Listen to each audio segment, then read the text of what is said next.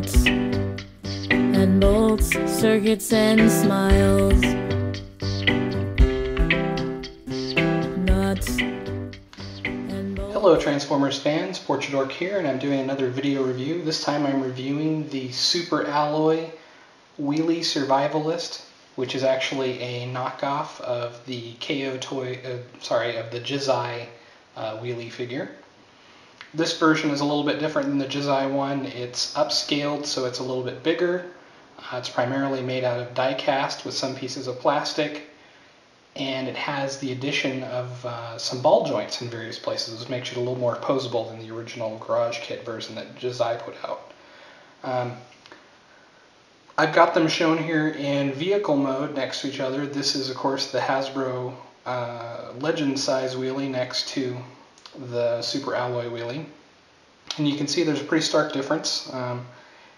I would say that the closest comparison you could make to the Superalloy wheelie is a kind of large deluxe class. Scale's been kind of an issue with a lot of people that were interested in this particular toy, and I think scale could definitely come into the decision of whether you should get it or not, but it's not quite the major scale issues as some of the people on the forums have made it out to seem. You're probably not going to be able to pick this up at most places. The people that put it out, the Superalloy people, and honestly I don't know if it's a particular company. I picked it up on iOffer from the Headmaster gentleman that put out all the Headmaster copies. But the packaging for this toy is just absolutely obscenely illegal. You can see here that it pretty clearly says Transformer. It says C80 Wheelie Survivalist Autobot Minibot. It's got very clearly a picture of Wheelie on it with his original G1 looking face. It says more, much more than meets the eye. I don't know about the fierce shall live thing, but you flip it around the back and you can very clearly see the Dinobots there with Wheelie riding on Grimlock, which is a piece that we'll get into later in the review. But the next character is Power Glide, which is coming out, which is also the Jizai Toys Power Glide. And then you'll notice there it actually shows the slingshot, which is because this particular version of Wheelie didn't come with the slingshot that he's famous for. Apparently there was a molding issue, and it's going to be included if you buy the Power Glide character. So there's that. Before I go to the transformation, I thought I'd go ahead and do another scale comparison, and I'm going to get rid of the Legends wheelie here, and I'm going to bring in a Masterpiece toy, because really the question is, are you going to be scaling these with Legends, or are you going to be scaling them with your Masterpiece collection? And if you're wondering, they look pretty good together for both. Here is Masterpiece Rodimus, or should I say the Toys R Us exclusive version of Masterpiece Rodimus.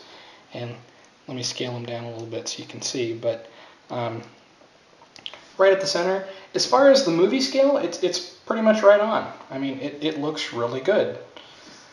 The robot mode is where people tend to have some issues with it. And I have some issues with people having issues with it, which I'll get to again later in the review once we get to the transformation. But let me go ahead and put this guy off to the side, and we'll get into the transformation of this guy. So here you can kind of see the bumper. There's a shade of orange here. There's a darker shade of orange here, and that's basically what this toy is made up of, along with some gray. This is the same color as the legs. If I flip it around the other side, you can kind of see not a whole lot of kibble going on. The tires are actually rubber, which is really nice. I don't believe the original Jizai toys were made rubber. It rolls pretty freely. It's pretty nice. It comes with Autobot logos, which actually, before I get into the figure itself, I should probably continue with the packaging.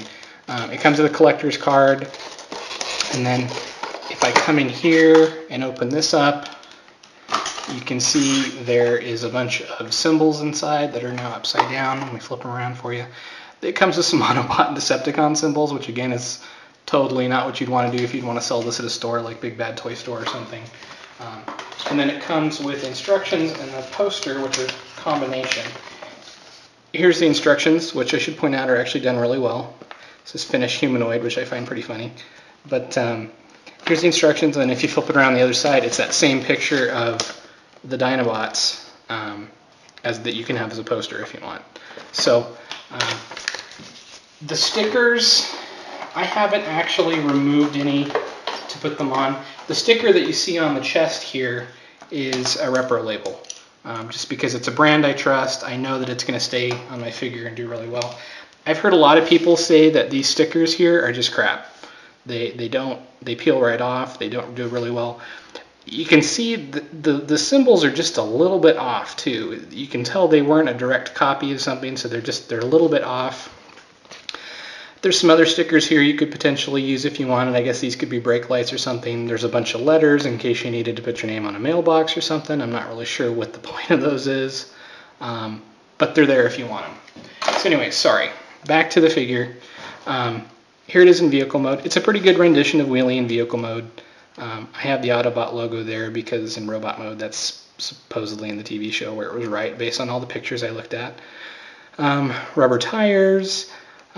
It holds together okay. This part here you can see is kind of loose if you were to flip it upside down, but if you're not doing that, it holds together really well. A lot of people say, you know, there's definitely a gap here, and there is, but I think in person it's a little more difficult to say it's a detraction from the figure. I mean, you look at it down, it's Wheelie. It looks like Wheelie, it's pretty good. So let's get into the transformation. Assuming my camera wants to cooperate with the focus. Let me try putting that down and get my hands out of the way. There we go. Transformation's pretty neat. You start by removing the arms, which these are kind of tucked into the side, and then you bring the fists down. You can do that on both sides. There we go. The next thing that you want to do is take the whole body here and lift it up, which we can kind of see the little wheelie face under there. There's some ball joints here in the hips that you turn and then bring down for the legs. And then the next thing you want to do, if you flip it around the other side, go ahead and open up the little canopy here. And go ahead and bring the body down. And there's a couple of pegs here that go into the holes in the groin area. And I'm going to leave him just like this for now, because now the next thing you can do is you can bring these up and turn them, and they sort of go up like that. Do that over here on the side where you can see it better. You bring the orange part up, and then this part swivels to the left and locks in to become the knees, which is actually pretty neat. And then you just position the feet back into their... And sorry, this is one of those joints that's just really tight on mine. Get it straight real quick. There we go. Get the feet brought up, and there you got the legs. And here we've got kind of a rendition of Wheelie that some of us who had the G1 toy are maybe more familiar with. This is how the original G1 toy looked, and it's pretty comical. If they'd have left it like that, I suppose they could have got away with it if they were looking for like a G1 toy accurate thing, but they didn't, thankfully. So just flip this down, grab the head, and carefully pull it up. And there we have a TV show accurate Wheelie, which is pretty nice. And he's not hard to stand up. I'm just... The feet joint, if you don't get them turned just the right way, they can cause you a problem. So while I'm telling you about the figure, let me go ahead, I guess it could be a dual review. I'll go ahead and do the Legends class Wheelie for the first size comparison. I'm not going to talk too much about the transformation because it's not real complex. It's just a Legends figure. And I'll say that the transformation for the this toy is not a whole lot either. But you know, it's a good... What I generally tell people that ask about the figure is I say it's a really well thought out design for the transformation. It's not complicated, but it looks pretty show accurate in both versions. So there's the transformation for Legends Wheelie, and we can see them side by side each other. The scale, you know, between a Legends and a Deluxe, that looks like a scale between a Legend and a Deluxe. Well, let me go ahead and grab another Deluxe and bring in here for another size comparison. So here is will say Target Master Hot Rod, who is a deluxe class. And you can see size-wise, it's about right. The problem is his head. Wheelie's head is just damn big. I don't know how Transformers are brought online, whether they have normal birth or not, but if a mommy Transformer was trying to pass this kid with that head, it would be a hell of a problem. Just that head is just huge. And it's what causes all of the issues I think people have with scale. The body is just fine. Everything else is just fine. His head is just massive. So depending on the deluxe that you're going to display him with, or should I say depending on your collection, you might have a problem with that. So he looks a little odd here next to Hot Rod. So to point out what I'm saying, let me bring in a Voyager figure of Rodimus Prime. And you can see the scale's no longer so odd. Again, there's a head right there. The scale doesn't seem so odd with this particular Voyager. Now, some of the deluxes look fine with him as far as scale goes. If you have a lot of Voyagers, you're definitely not going to notice a difference. That's just sort of how it is. I'll do one more size comparison at the end with a Masterpiece figure that is not Rodimus, so we can see that as well. But before I do that, let me go ahead and bring the figure in. I can show you some of the finer points. It's a ball jointed head. The way the ball joint is set up, there's kind of this, you can see that there's a gap there on the back, so he can look straight up, part of transformation if you wanted. He can look all around. You can kind of stick his head a little bit in the side of the transformation gap there, and so you can kind of have a shrugging look. Got a lot of options with the head. The arm shoulder point here is probably on a ball joint, but it's such a limited ball joint that you don't get a lot of movement here. The elbow here is on a ball joint with plenty of good movement. Same thing with the hand. And you can also get some sideways movement because of the transformation. The ball joint here on the hip is kind of limited. You can't really go much further than that out or that back. Really good knee joint. Ball jointed here on the feet, so you can do all different things with the feet. No wrist swivel or anything like that. I suppose that pretty much covers the articulation. For my final size comparison, let me go ahead and grab somebody that you might be interested in putting with them and give you some slightly bad news at the same time.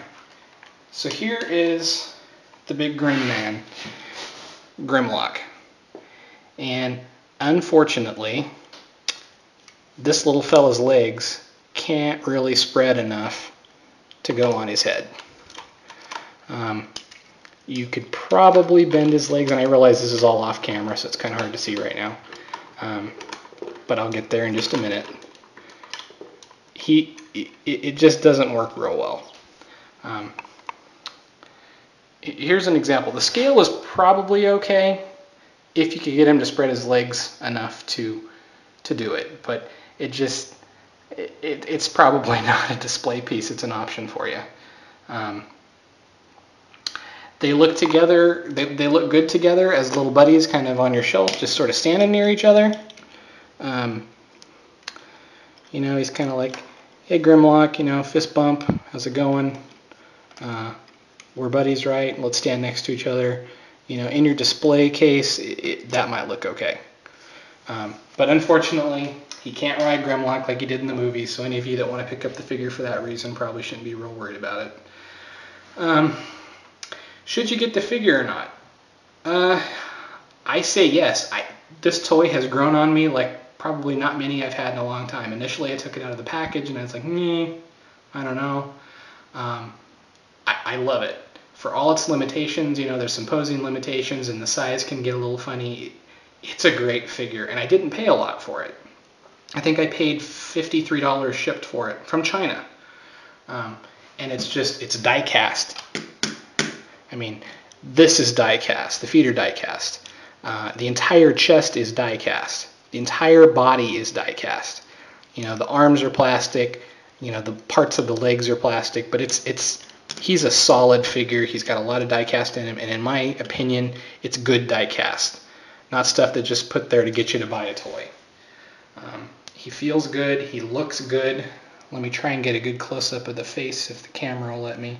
I mean, the face sculpt is really great. I wish there would be a different color in the head than the rest of the surrounding area here. The eyes are painted blue though. It's Wheelie.